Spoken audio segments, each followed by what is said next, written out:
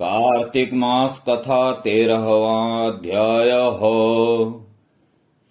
राजा पृथु ने हाथ जोड़कर देवर्षि नारद से कहा, हे महाराज, अब भगवान की पूजा का महात्म्य सुनाने की कृपा करिए।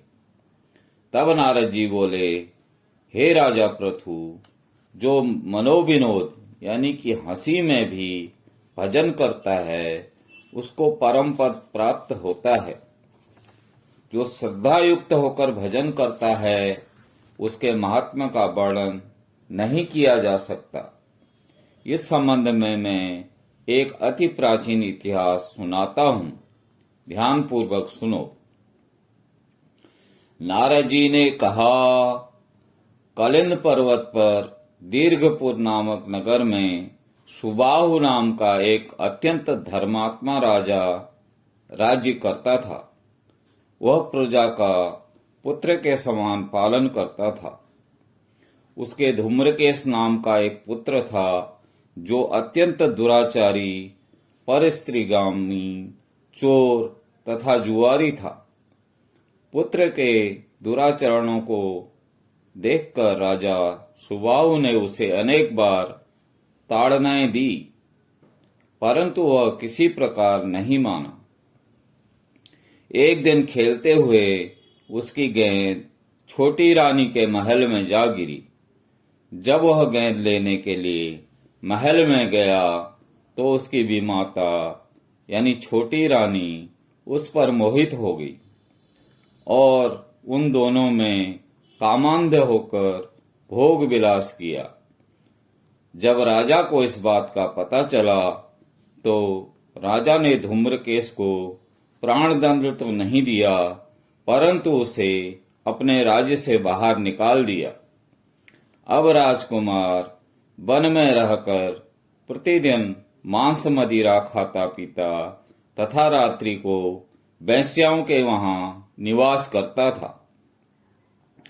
चोरी आदि करके जो भी धन वह प्राप्त करता वो सब वेश्याओं को दे देता था। इस प्रकार अनेक वर्ष व्यतीत हो गए। एक समय वह भटकते भटकते वृंदावन में पहुंच गया।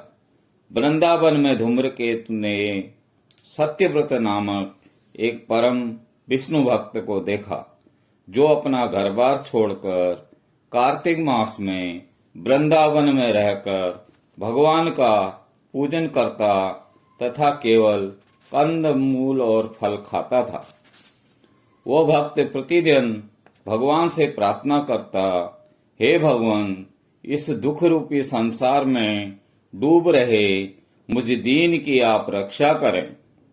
मैं राधा जी सहित आपको बारंबार नमस्कार करता हूँ। प्रेम मग्न होकर वह कभी कभी रोने, कभी कभी गाने और कभी नाचने लगता था। धूम्रकेश ने उस भक्त की जब ये क्रियाएं देखी तो रात्रि को वेश्या के घर आकर मिट्टी की एक मूर्ति बनाकर वैसे ही सब कृत्य किए और अंत में स्तुति करके वेश्या के घर पर ही सो गया।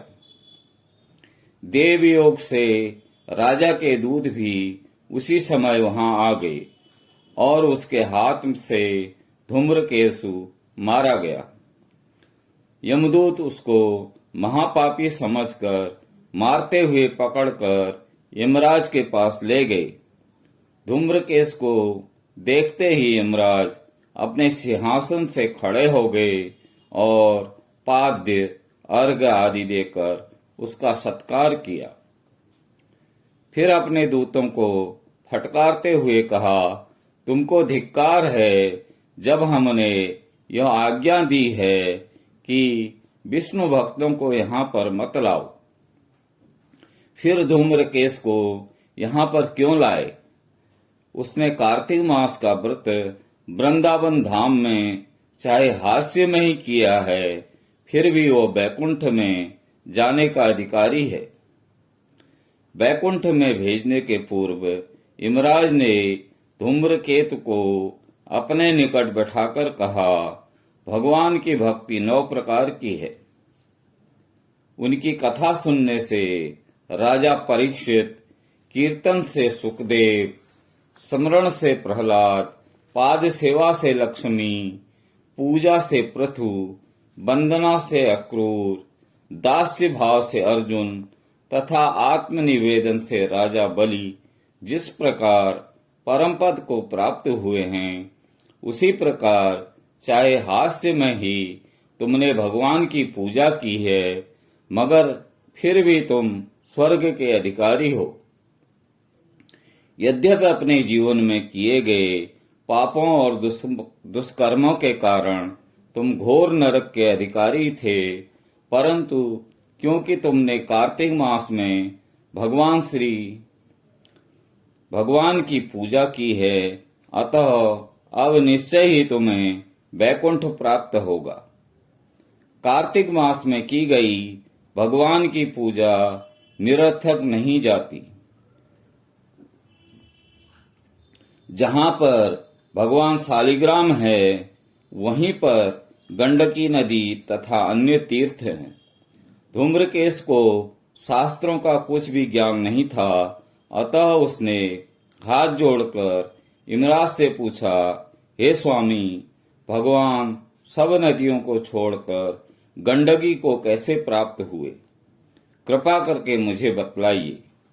यमराज ने कहा, किसी समय देवशिरा नामक ऋषि सब लोगों के हित की कामना से गंगा जी के तट पर तपस्या कर रहे थे। उसके इस घोर तप से भयभीत होकर इंद्र ने ऋषि की तपस्या भंग करने के लिए मंजू घोषा नाम की अप्सरा को भेजा। मंजू घोषा उस रमणीक स्थान में क्रीड़ा करती हुई अपने रूप और यौवन का प्रदर्शन करके हाव भाव दिखाने लगी। फिर उसी स्थिति में उसने मुनि के चरणों का स्पर्श किया तो उसके रोमांच खड़े हो गए। तत्पश्चात मुनि को अपने वशीभूत जान मंजू घोषा ने अपनी दोनों भुजाएं उनके गले में डाल दी। तब क्रोधित होकर मुनि ने श्राप दिया कि तुम मुझे इस संसार सागर में डालने की को उद्यत हुई हो, इसलिए नदी बन जाओ। मुनि का श्राप सुनकर मंजू घोषा रोने और बिलखने लगी। उसने प्रार्थना करते हुए मुनि से कहा, हे मुने, मैं श्राप के योग्य नहीं हूं, आप मुझे क्षमा करें। उसकी प्रार्थना से द्रवित होकर मुनि ने कहा कि जिस समय भगवान विष्णु वृंदा के साप बस शिलारूप होकर तुम में गंडकी में स्थित होंगे, तब तुम भगवान को धारण करने वाली होगी। इस प्रकार मेरे द्वारा दिया गया यह श्राप तुम्हारे लिए वरदान से भी अधिक श्रेष्ठ सिद्ध होगा। अंत में यमराज ने कहा, हे राजकुमार, अब तुम विष्णु लोक को जाओ। तब धूम्रकेश सुंदर विमान में बैठकर वैकुंठ लोक को चला गया और उसे वहां हरि चरणों में स्थान मिल गया। यह सब देख धूम्रकेश द्वारा कार्तिक मास में मात्र एक दिन पूजा करने का परिणाम था। यह कहकर नारद जी अपने वाणी को विराम दिया। इति 13वाध्याय समाप्तम्। भज मन नारायण नारायण नारायणं, श्रीमन्नारायण नारायण नारायणं। बोलो नारायण नारायण नारायणं, श्री हरि नारायण